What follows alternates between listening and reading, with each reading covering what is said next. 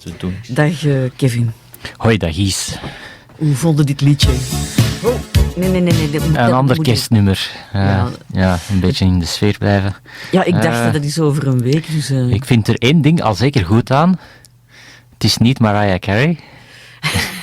Want dan ben ik ondertussen ook al kotsbeu gehoord. Het is een beetje amateuristisch opgenomen. Ja, dat is wel duidelijk. Er gaan vandaag wel meer dingen zijn die... Want in deze taal ga je nog niet echt zo een heel bloeiende muziekindustrie hebben met studio's en zo. Misschien hier en daar. Ik ken één kunsttaal waar dat wel het geval is. Mijn favoriete natuurlijk. Heeft zelfs een eigen professionele muziekstudio. In het Esperanto ken je cd's en zo. Echt professioneel opgenomen.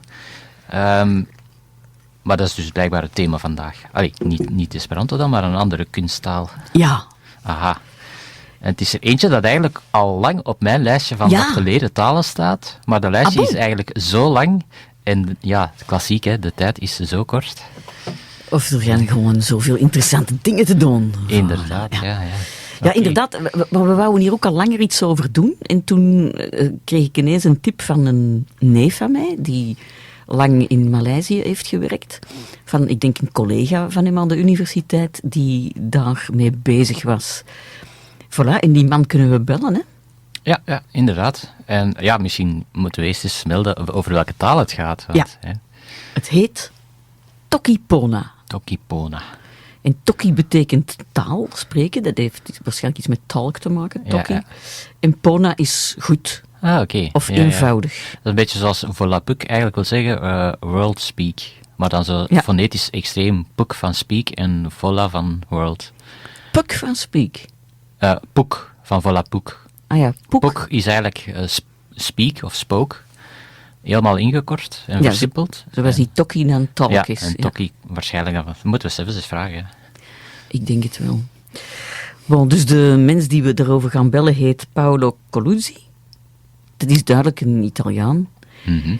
En die heeft dus blijkbaar lang aan de Universiteit van Maleisië gewerkt. Maar hij is nu verhuisd naar Spanje. Dus ik weet niet of dat hij daar nog werkt. Of dat het een andere constructie is. Maar dat zullen we dan straks wel horen. Misschien afstandsonderwijs. Zoiets. Goed, ik heb al een volgend nummertje klaarstaan. Is dat iets... Wacht, is het vrolijke of is het rappige? Ik dacht, het is rappig, denk ik. Ik dacht, we doen altijd iets meer rap. Voilà, daar beginnen we dan maar meteen mee. Alright. Zo, we hebben de connectie kunnen maken. Hallo, Paolo? No, I'm here. Great. So, did you understand any of the text of the music that we were and are playing? Yeah, I did understand you. The reception is not very, very clear, so some parts, so I could follow some, but not all of it. Yeah. Okay. But, yeah. So what was it about? Yeah, I didn't get enough to be able to. Just some words. Because the connection. Sometimes the voice disappeared, and I couldn't. And I must confess. I normally write and read in Toki Pona. I haven't really had... I do listen every now and then, but I really haven't had many chances of practicing that oral skills in any way. But most of the time I write in Toki Pona. Actually, I've contributed to the Toki Pona magazine, Lipu Tempo, so I'm more onto. But I think most Toki Ponists are a little bit like me. There are not many possibilities of practicing it orally. So that's an interesting take. Usually, the second language learners learn the passive skills first and then the active skills. For Toki Pona, apparently you have to practice the active skills first because the passive skills are a bit harder to find, to train. Yeah. Yeah, the thing is, with Toki Pona, I mean, it's a very simple, it's a minimalist language. It's very simple, but to be able to talk, I mean, because it's a continuous mental challenge in a way. You have to make up words whenever you need to, and that requires the thinking. And when you talk to somebody, sometimes you don't have really enough time to come up. probably you have enough vocabulary, basic vocabulary, to talk about basic things quite fluently. But then whenever there is a word that is not common, then you have to make up your own word. When you write, you have time to think. When you speak, it's a little bit difficult. So you have to speak very thoughtfully all the time. Yeah. In fact, I think Toki Pona is not really a language. I mean, of course, you can develop skills to talk, but it's, in my view, mostly a language because it's a challenging language in a very positive way. It's fun, but I think the writing and the reading is the main area where Toki Ponis would engage in. I think, at least this is my personal point of view. Maybe we should start by the beginning. What is it? Where does it come from? How long does it exist? Who made it up? What's the purpose? Yeah, Toki Pona was invented by Sonja Lang, this Canadian linguist, and in 2001. And basically, she was very much into constructed languages. In fact, she can also speak. She's fluent at Esperanto, and I think she can speak other constructed languages, plus a lot of natural languages. She's quite good at languages and very interested. So at some point, she decided to make up this language because apparently this was what she wrote. Apparently because she was going through a very difficult period. She was depressed. She was down, and she needed a means to simplify her thoughts somehow. She was thinking a lot, and the negative thoughts, etc. So apparently Toki Pona, in its simplicity, helped her to simplify her thoughts, and she started feeling better after that. This is what she said, what she wrote. It is a very interesting language. It's an experimental language. It's actually normally classified. Sometimes this kind of experiments are called philosophical languages or engineered languages, quite different from Esperanto or artistic languages like Klingon, for instance. It's really an experiment, to see, how much you can communicate with such a low number of words, with such a simple grammar, and also to see whether using a simple language can, in a way, simplify your thoughts, make you more mindful in a way. Yeah. So the aim was not in the first place to communicate with other people, but to communicate with yourself or with your mind. Yeah. Yeah. It's basically a therapeutic language, then. Sorry? It's basically a therapeutic language. It's a form of therapy. But at the same time, it's many things at the same time. You can communicate, I would say, especially, as I said before, in the written form. But you can communicate. I do communicate on Facebook. For instance, there's a page, a Toki Pona page. I do communicate short messages with a lot of people from around the world. So we exchange ideas. There's some, so you can communicate, definitely. Not, I would say, it would be difficult to write scientific articles in Toki Pona, but not totally impossible. But it would be quite complicated. You would have to make up quite complicated words using the basic vocabulary. So, and there is a basic vocabulary of how many words? Yeah, the basic vocabulary is 123 words. That was now it's gone up to 137. Some more words have been added. Some people do propose extra words that are some used, some others don't like using, because the idea is to keep it as simple as possible. In theory, with 137 words, combining them, you have to combine them. You can make up, so many other. It's quite amazing, and that's the challenge. For instance, I wrote this in my articles as well. You want to say coffee. How do you say coffee if there is not such a word in Toki Pona? Okay, you use 3 words: telo, seli, pimea. Telo is any liquid, seli is hot, and pimea is black. So it's black, hot liquid. That's coffee. Okay. Yeah. Not heated Coca-Cola or... No. Coca-Cola maybe would be the same, but instead of seli, hot, you will have later cold, maybe. Mm-hmm. So actually, the same idea could be,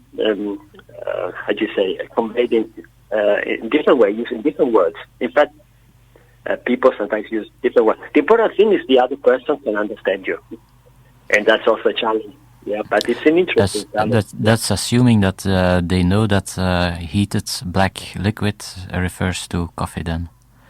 Yeah, well, they can understand in the normally the context can tell you. Yeah. If you say I drink heated black liquid, then it can be tea, no?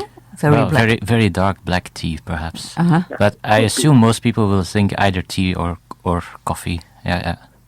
Okay. Yeah, for tea, normally the word coffee is added.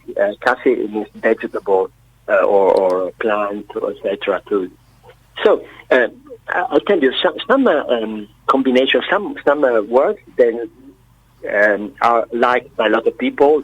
A lot of people start using them, so you don't even have to think of them. Okay, coffee is this word. Telopimea, telipimea. With other words, more maybe not so common, then you have different versions. In fact, it is very interesting that Sonja Lang also produced a dictionary for Toki Pona, but just based on the usage. So for each word, you have different proposals, different combination of Toki Pona words, and then you see the percentage. The percentage of people that prefer to use this expression, how many prefer to use this other expression for the same idea. It's quite interesting. And sometimes I've used it. I used the dictionary. I said, no, I don't. I'll make up my own. I think this is clearer, and I made up my own expression. Yeah, it's very creative. So, and is there also a grammar? Sorry, is there also a grammar? A grammar, yeah, of course. Yeah, there's a grammar, very simplified grammar. I tell you, as I said, it's a minimalist language in all senses. So the sounds, there are only 14 phonemes, 14 and I think 9 consonants, 5 vowels, and the grammar resembles a little bit some Asian languages. You know, I was in Malaysia before, so this means you don't have tenses. Future part. You don't have the endings. You do have tenses in a way, but you don't have endings. You know, the verb is just one word. Yes, there's no declination. Declination, yeah. Sorry. So there are no declination, no articles, no plurals. Like Chinese, like Malay, like Thai, like a lot of other languages. But you can still, if it's not clear by the context, you can still somehow explain if you're talking about the past or the present, because you add an adverb, a phrase at the beginning, like yesterday, and then you know it's past, right? You don't need to change the verb. And what is also very interesting, I think, is that every single of these 123 or 137 words can be used as verbs, as nouns, as adjectives, and a few as prepositions as well, according to the position they occupy in the sentence. So you, as I said, telo, I used before liquid, but if you use it as a verb, telo means to wash, to water, or to wash. So it's really interesting in my view. So, it's a very isolating language then. An isolated analytical language. Yeah, isolated in the sense that different from other languages. Sorry. No, isolating. I mean that every bit of meaning is a little thing on itself, and there is no, like in Turkish, for example, there is no declination, but you simply add modifiers. Mm-hmm. Yeah, exactly. Yeah. So you can do, you know, for instance, yesterday, there's no word for yesterday, by the way, so you have to make it up, but that's common use. Tempo is time. Pini is past, or close past. Tempo pinila, and then you know that you're talking about the past. And you do the same in Malay actually, but in Malay you have the word already for the adverb for the past. Yeah. So, and is word order also very important then for? Yeah. That's fundamental, because each word can have different meanings. If you don't place it in the right position, it could be, you know, if you want it to be a verb, it has to follow the subject, and there's a particle, li, which tells you that the previous word is the subject. And after that, there's the verb. So if the word is after the li, you know it's a verb. If it's at the beginning, it's a noun. If it's after a, the particle a, at the end, is an object. So it's not a noun, but it's an object. If it's after a noun, it becomes a kind of adjective. So a modifier. Exactly. Uh-huh. So, but it does work with prepositions then, not postpositions? There are no postpositions. Well, I don't know if you could call li and a postpositions, because sometimes it's used in Japanese. In Japanese, there are similar particles like wa for subject or for object. Yeah. But there are some words can be used as prepositions, and you put them in front. Like, for instance, kepeken. Kepeken means to use, but it can be used as a preposition meaning with. I mean, using, it makes sense using this. And for instance, tawa means to go, to move, but if you use it as preposition, it's to, towards, which makes sense, going to, yeah. And how do you indicate that something is a question? Yeah, this is interesting. You can either, there are two ways. You can repeat the verb after ala. This is a little bit like in Chinese. Or you can add anu seme at the end, which means something or not, or what, or what. Yeah. So there are two ways of. Actually, yeah, you can construct. You have sentences with if. You have there are no relative clauses, but you can make them. For instance, he said he was. For instance, he said that he was coming. You just write literally, in English. He says, it's past already. He says this, and then colon. I am going, something like that. So you don't really need any clauses. Could you also use intonation to mark or to convey a meaning? For example, in questions we tend to go up at the end of the sentence.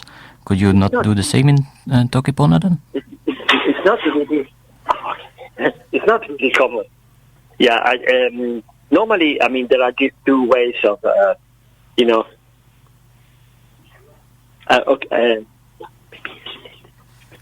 okay. Hold on, basically, you have to use these two expressions. Yeah. But you told us that not many people speak it, so... Yeah.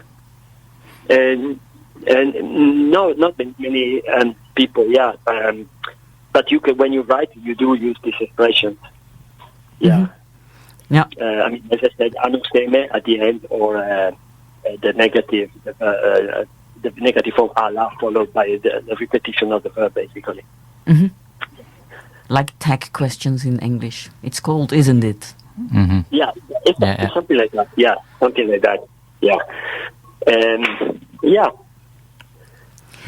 So just to take a step back, how did you become interested in the language? You are a professor of linguistics, I think? Yeah, sociolinguistics actually is my area. Sociolinguistics. But I became interested basically because during COVID time, years ago, a friend of mine, an American friend of mine who used to live in Malaysia, now he's in Japan, he drew my attention to it. He sent me a link. Check this out, it's very interesting. I looked at it and said, oh my God, this is really interesting. A word with only a language with only 123 words. And I started exploring it and kind of fell in love with it. Yeah, I had time because it was COVID. We were locked down. And so little by little I got into it. I ordered a book right away, Sonja Lang's book, Toki Pona, the language is good. I learned it in 1 week because you can learn it in 1 week, even though learning to use it properly takes much longer. But learning the vocabulary and the writing system, you can use Latin characters, but they're also glyphs, special glyphs, very simple. You for one for each word, like Chinese, similar to Chinese. Yeah. And So, and then I went on. At some point, I started writing. I found that the pages, Toki Pona page on Facebook and on Reddit, and I started practicing a little bit, and then I started contributing to this online journal, Tempo. I sent articles and I published. So this is a little bit the story. And then after that, I became curious about constructed languages. I started reading books about it. I started to learn more about other constructed languages like Esperanto, which I actually started learning 7 months ago. And and this is it. Yeah. And are you fluent in Esperanto? No, not yet. No. Ĉu vi ĝin parolas bone? Sorry? Ĉu vi ĝin parolas bone? Pli malpli. Okay. Not yet. It's basically my third language, pretty much. Yes. That's good. Yeah, that's great. Actually, I want to improve. Now I can read. I can read basically, no problem. Writing simple sentences, simple, even not so simple. But speaking, I haven't really had any chances of using it already again. Mm-hmm. But I want to go on with that. Yeah, I really like Esperanto. It's completely different from Toki Pona, but okay. It's good. Yeah, maybe we should take a little break for music, and then we'll come back. So okay, so we will break the telephone connection now and recall you in a few minutes. Okay. Or if you want to, you can stay on the phone and you can enjoy the music with us. Okay. We'll do that. Okay? Yeah, then you can tell us what it was about. Okay. All right. Okay, it's called Kalama Nimi Pi Toki Pona. So what's the first word again? Kalama. I cannot hear. I cannot understand that. Nimi Pi Toki Pona is named in Toki Pona. But the first word, say it again, sorry. Kalama. Kalama. Okay, kalama. Yeah, kalama is sound. Oh. Sound the words in Toki Pona, something like that. Oh, okay, yes. It's a very happy song.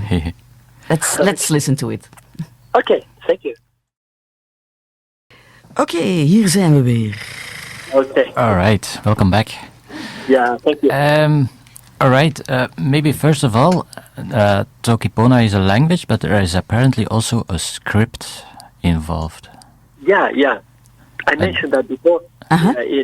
Most people would use Latin characters, but Sonja Lang invented glyphs for one ideograph, let's say, for each word. So 120. Well, now 137 of them, and actually they look very cute, very nice, very very simple, very easy to learn. They're very, I don't know how to say, logical in a way. Sometimes you see it and you understand what they mean because it's like little drawings, not very simple, of the things referred to. Wait, you said that they represent a word, so not a sound. So it's not a phonological script. It's more like iconic script, like Chinese or something. Not Chinese, exactly. Yeah. Chinese. Or like we have a guest coming up possibly in the future about another script that works the same way, and the Bliss script. Yes, the Bliss symbols. The Bliss symbols, yeah. Yeah. So I think some characters are very similar because Sonja Lang probably drew inspiration from Bliss symbols as well. Yeah. That's very interesting also. Yeah. Mm-hmm. But actually, other people have proposed other systems. It's quite interesting. But these are the two most used ones, the ones proposed by Sonja Lang. There is also there are also two sign language. A sign system to sign Toki Pona as well. One invented by Sonja Lang, so one sign for each word, and then there was somebody else actually. Somebody who, deaf and impaired, you cannot talk or listen properly. So she knew a lot about sign languages, and she proposed another one, but I don't know much about it. All right.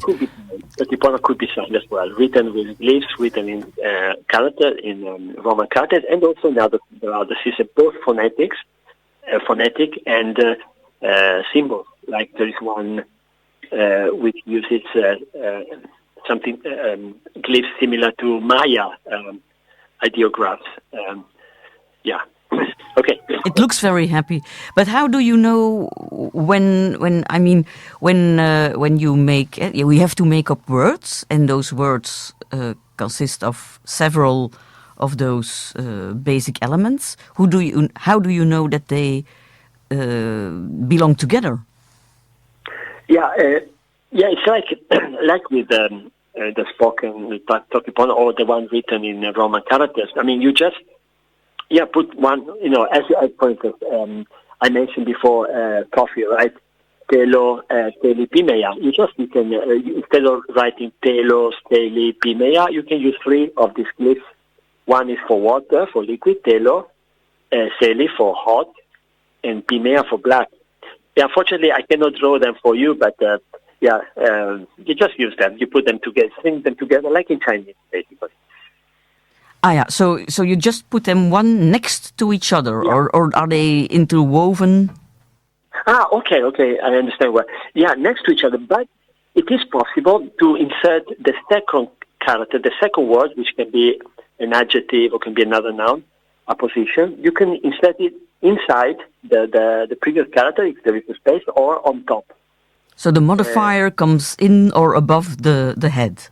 It's not compulsory, but you can do that. Sonja Lang proposed that also in her book, and sometimes you see that two characters, one on top of the other or one inside the other. The one on top, the one inside is the second character. And you don't have uppercase and lowercase. How do you know something is a name, for example? Okay, you have uppercase only when you introduce a word that is not Toki Pona, which not originally Toki Pona, but you Toki Ponaize it by using just the 14 phonemes. For instance, you want to talk about I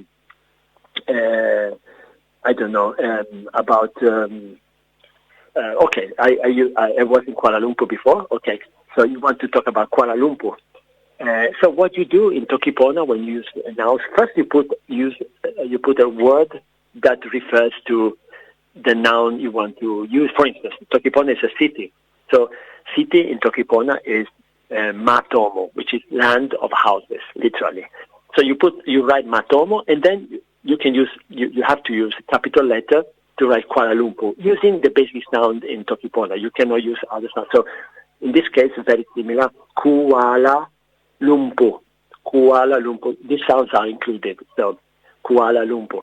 Matomo, Kuala Lumpur. So if you see Matomo, Kuala Lumpur written with capital K, then you know this is not really Kuala Lumpur. It's not a Toki Pona word, but it refers to something like a geographical place or a name of a person.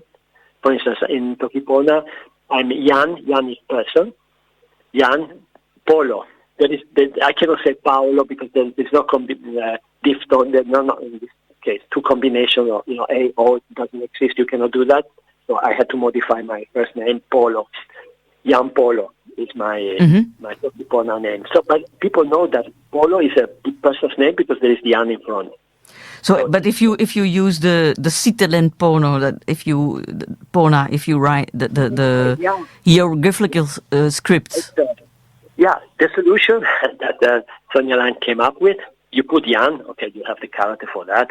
And then what you do, you choose, Polo is 4 letters, right? You choose 4 words, words that you like, and you write them one after the other, but then you surround them by, there's a word for that in English. Cartouche. Yeah, exactly. So it's the system of the hieroglyphs from the Egyptians, in fact. They also found out at a certain point, that was the start of the deciphering, that names were in a cartouche. Exactly. So I think Toki Pona got the idea from that, and it makes sense. So when you see a cartouche, you know that that's the name. You only have to read the first letter of the it's also 4 characters. You are not using them for the meanings, even though you use words with a nice meaning. But That's the solution. Even for countries, cities, all names, proper names. And does the writing system use our punctuation, a point and a question mark, and but not so many. There's the full stop, there's the comma, there's colon, and question mark, exclamation mark. But they're not really necessary because as I said before, the structure of the sentence tells you. For exclamation, there is a vowel a. You cannot, for instance, ni lipona a. Ni is this, li is this particle, so we know ni is the subject because of li. Ni lipona is good. Ni lipona a. You add the a, it's like exclamation. So you can add the exclamation mark, but you don't really need to. But you need full stop, commas, and a semicolon for relative clauses and things like that. Yeah. And as you said, but apart from nouns, it's the interesting sentences start with a small letter. You don't capitalize the first letter when you start the sentence. So you only use small letters apart from nouns. Yeah, if you write in our writing system. Exactly. Yeah. Mm-hmm. Speaking of this, of the writing system, you sent us an interesting article comparing Toki Pona with Esperanto and Klingon, and you actually did some research. It was published in an actual academic paper, the International Journal of Multilingualism. Occasionally I read that journal as well. So you went out and you had people read or look at the scripts. People that do not know none of the three languages. That was an interesting bit of research, of experimentation, which I found very fascinating because I speak one fluently. The other I know from Star Trek. I'm a big Trekkie, so I know the Klingons very well.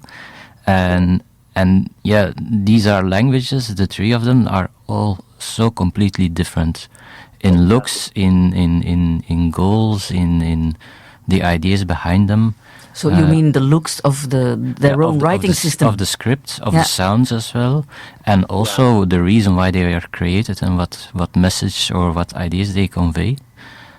So what brought you to this experiment of comparing three or having others compare the three? Yeah. Before that, I had written this article just on Toki Pona. I had this idea that Toki Pona could be used for to help second language learning or foreign language learning. But then, because I started reading a lot about constructed languages and a lot of Esperanto as well, and that's why I also fell in love with Esperanto. And then I just I don't know. The idea came to me because I had carried out similar research before, just on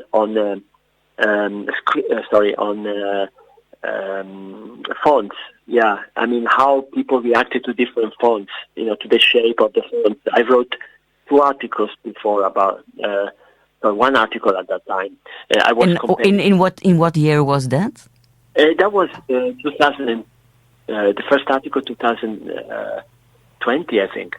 Okay. Basically, I compared the fonts, the lettering used by the hippies in the 60s for their concept poster and the punks the following decades because they were completely different lettering.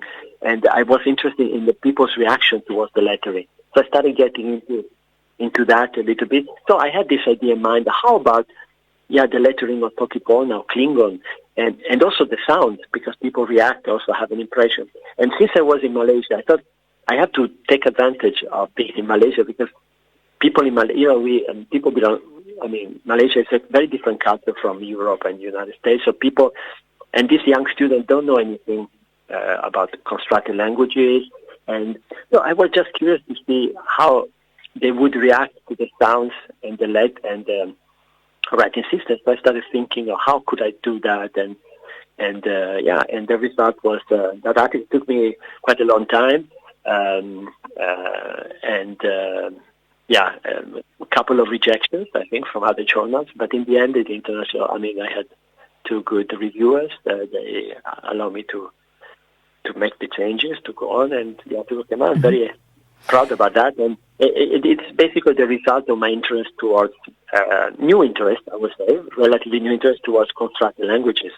So, but how did you proceed? I mean, did you have exactly the same text translated in the three languages and read by the same voice?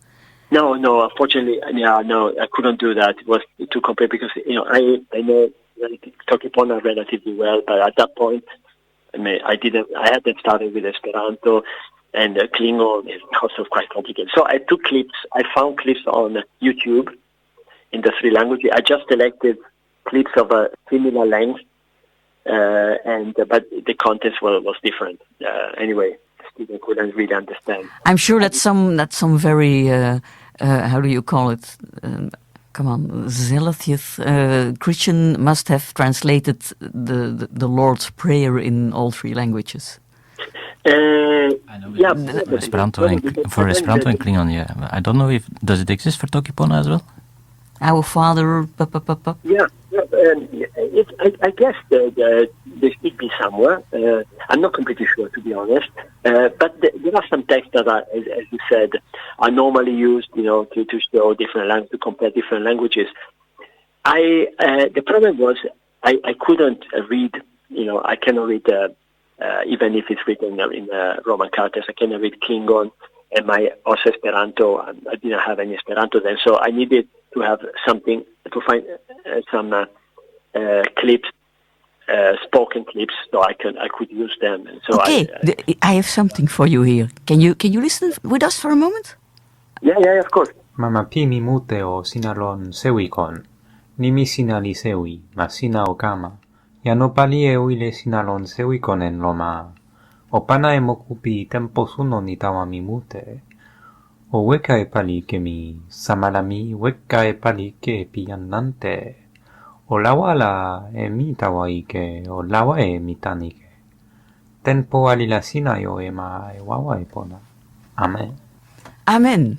Yeah, that's the same. You found it. Something stay the same. Yeah, it's a good. I can understand. Very good translation. Yeah. You found it, but I don't think you can find anything. Probably in Esperanto, but in Klingon, I doubt it. I mean, to be honest, I haven't gone that way. I prefer to look for clips that were clearly. Yeah, I've seen it. Does exist in Esperanto, certainly, because there are active Catholic families that use it in Esperanto, and I've seen it also in Klingon, although it doesn't really match the Klingon culture at all. But yeah, exactly. No, I didn't think. To be honest, I didn't think of that at all.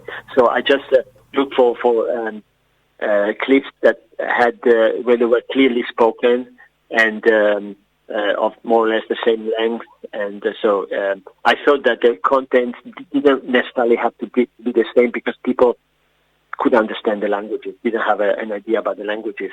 So it was the sounds that I wanted them to. But it was not a part of Star Trek. I mean, because then, of course, people would react more to the surroundings of the movie. There is actually a very lively community of Klingon users and learners that are operating on their own a bit. Of course, with roots in the whole Trek fan base community, but they've been really developing with dictionaries and course books, etc. And maybe for the final minutes, maybe we should talk about the active community of the language, because how many people actually do use it, and what do you do with it? Yeah, I mean, there are no clear. It's I think very difficult to know how many people actually use. I would say a few thousands around the world for what I can understand from most parts of the world, especially from the West, especially from America, United States, America in general, Europe definitely, but there are a few in Asia as well. I taught Toki Pona at my university in Kuala Lumpur. I taught two elective courses. Then I couldn't go on because they needed me to teach sociolinguistics, so I couldn't go on. But I gave two courses elective in Toki Pona. So there are some Toki Ponas as well, not many. I know there are quite a few in Japan, definitely, in Japan. Japan is very open to it, as you know, even with Esperanto. So a little bit everywhere, but mostly in Western countries so far. Yeah. And do you have an idea about China? Because in China there is a very active Esperanto movement. Yeah. I know there are some Chinese. I've seen Chinese, right, but not many. And I must say, unfortunately, nowadays I had a lot of Chinese students in my master classes back in Kuala Lumpur.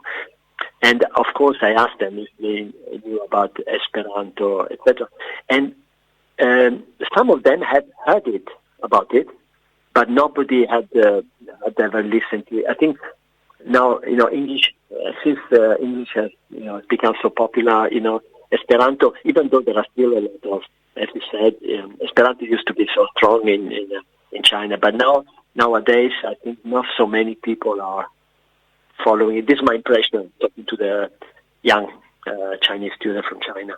Mm-hmm. So I imagine that Toki Pona might take over at some point in China. Who knows? All right. Yeah, I don't think so really, but it would be good if more people, because I think it's worth it. Yeah. Yes, there is an official website about it by the creator. Yeah, and there are quite a few links to blogs and Facebook page and things like that. Yes. Yeah, there is quite a lot out there on the internet, but yes, there is I think tokipona.org. I think that you can use Sonja Lang's page. By the way, also there's a few books, just very few simple books for Toki Ponas, and Sonja Lang published one last year. Very interesting. It's the translation of the Wizard of Oz in Toki Pona. Very beautiful with color pictures, and you can order it through Amazon. Of course, nothing compared with Esperanto. By the way, we tried to contact her to ask her for an interview, but we got no reaction, so she might be too busy, or I don't know. Yeah, she's busy. I think also, if I can say, she's a bit of a shy person. She's very, I'm in touch with her through Facebook, but she's busy. Yeah, I'm sure she's busy. And but also, once I also tried to involve her in one, I did an online talk from the University of Malaya where I was, but she said to me, Paolo, I'm a bit shy. I prefer not to talk. Maybe you can do it. She said, you can do it. I'm sure you can do it. So then we have been happy to talk to you, and we were happy to have you as our guest. Say hello to her from us. And maybe you can forward the link to our interview to her once Kevin puts it online. Yeah, that would be great. Yes. Yeah, I will do that, definitely. Okay, we are at the end of our hour. Paolo, thank you for your time. How do you say thank you in the language? You can say Pona, Pona mute, thank you very much. Pona is good, say something like good to you. All right. Pona. Good to you. Pona. Pona. All right. Okay, thank you very much. We'll finish here with one last song. Yes, het heet Omekalike. Omekalike. Ja. What's that? The name of the song is Omekalike. Omekalike. I can't get it, but I will listen to it. Okay. Bye-bye. Okay, bye-bye. Thank you again. Thank you. Bye.